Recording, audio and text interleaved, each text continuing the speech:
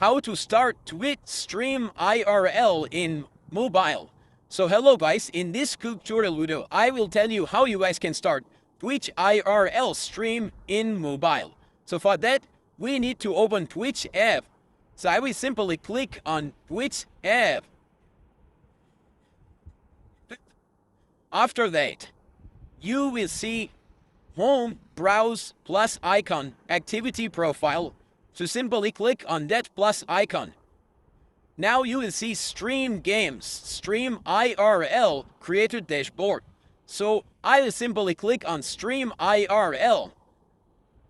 After that, it will say microphone permission and also camera permission. So I already viewed my microphone permission, so I will simply enable my camera.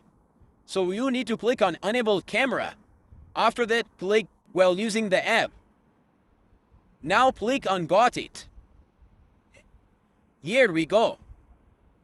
Your stream will be started once you click on camera. That's how you can start Twitch IRL stream in mobile. Thanks for watching.